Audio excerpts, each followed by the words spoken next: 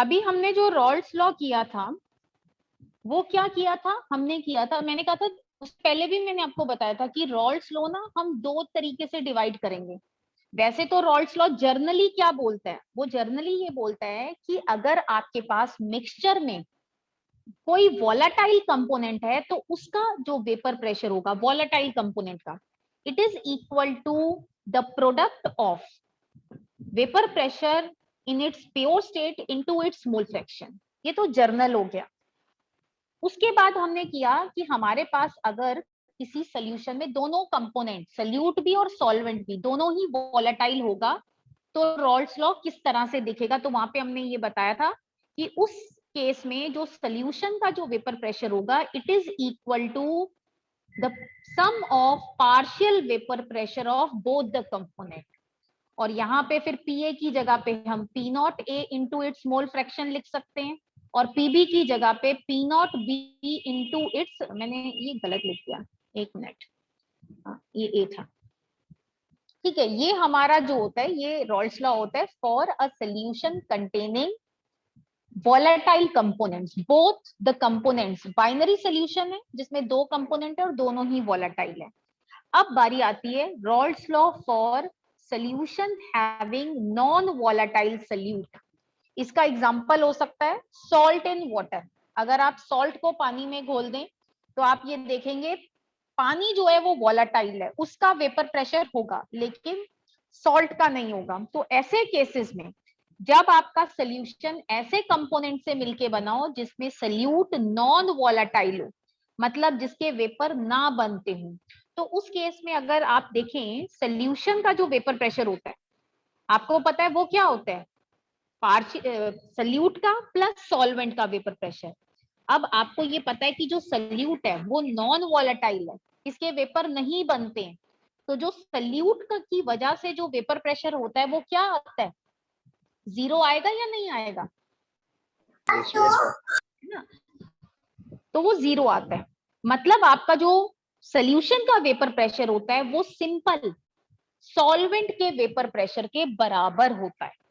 और अब आपको पता है कि जो सॉल्वेंट का जो वेपर प्रेशर है, बिकॉज सॉल्वेंट इज वॉलेटाइल, तो आप रॉल्स लॉ लगा दीजिए। रॉल्स लॉ के हिसाब से सॉल्वेंट का जो वेपर प्रेशर होगा partial, it is equal to P not solvent into mole fraction of solvent. ठीक है, मैंने ये पुट कर दिया। अब मैं डेरिवेशन कर रही हूँ, ध्यान से देखिएगा डेरिवेशन को।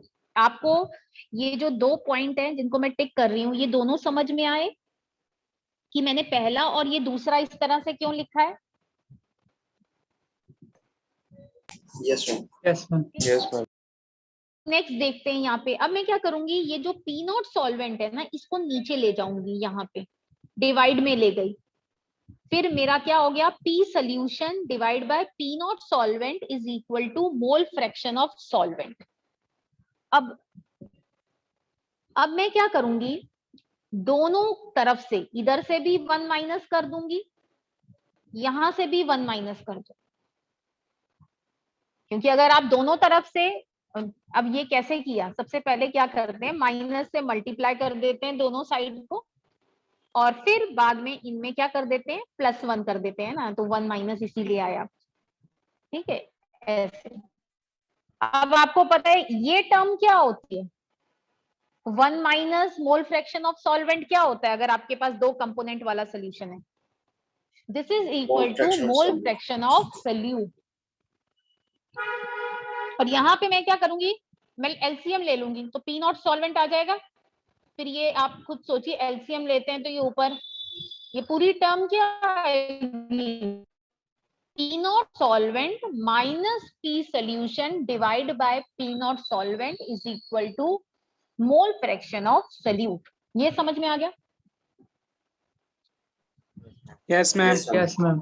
अच्छा, अगर मान लो आपके जो मार्क्स हैं, मतलब जो टोटल मार्क्स हैं आपके 100 मार्क्स का पेपर था, आपके मार्क्स आए 80, कितने कम हुए मार्क्स,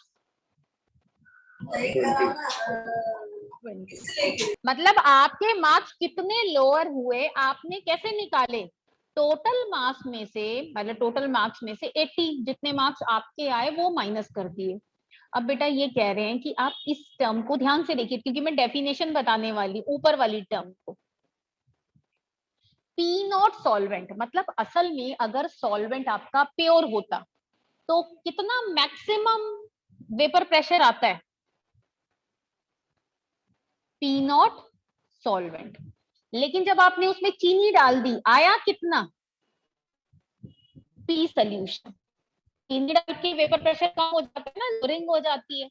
तो ये जो P not solvent minus P solution है, इसको मैं लोरिंग ऑफ वेपर प्रेशर लिख सकती हूँ। इस टर्म को Tshering of in vapour pressure या लोरिंग ऑफ वेपर प्रेशर लिख सकती हूँ मैं इसे। Yes ma'am.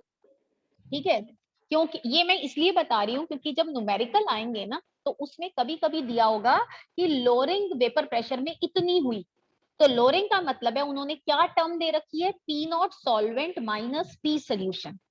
अच्छा, अब आपके मार्क्स मान लीजिए 100 माइनस 80 इतने कम आए, मतलब 20 कम आए, तो अगर मैं इसको जितने मार्क्स आने चाहिए थे अगर मैं उससे डिवाइड कर दूं तो इसको बोलते हैं रिलेटिव लोरिंग। इसे क्या बोलते हैं? क्योंकि यहाँ मैं कंपेयर कर गई कि मेरे आने चाहिए थे 100, मैंने 100 से ही डिवाइड कर दिए, मतलब कितने कम आए। अगर मैं ये कह दूंगी कितने कम आए, 20 मेरे कम आए, और कितने में से 100 अगर देखा जाए मैक्सिमम 100 थे, तो इसको बोलते हैं रिलेटिव लोरिंग। तो यहाँ पे आप खुद सोचिए, मैंने Tshering P not solvent minus P solution को अगर पी नॉट सॉल्वेंट से डिवाइड कर दिया, जितने आने चाहिए थे मैक्सिमम, इसको बोलते हैं रिलेटिव लोरिंग। अगर रिलेटिव लोरिंग वर्ड दिया हुआ है, अगर रिलेटिव लोरिंग वर्ड दिया हुआ है तो इसका मतलब मुझे ये वाली टर्म दे रखी है, और आपको पता होना चाहिए ये वाली टर्म अभी हमने किसके बराबर निकाली है? मोल फ्रैक्शन ऑफ सल्यूट के बराबर। इसका मतलब अगर मुझे रिलेटिव लोरिंग टर्म दे रखी है तो मुझे क्या क्या दिया हुआ है? मोल फ्रैक्शन ऑफ सल्यूट ही दिया हुआ है। समझ आ गया? Yes ma'am. Yes ma'am. अब ये लॉ क्या कहता है? जिसके अंदर नॉन वोलेटाइल सल्यूट होगा, तो ये रॉल्स लॉ ये कहता है कि relative lowering in vapour pressure is equal to mole fraction of solute in the solution.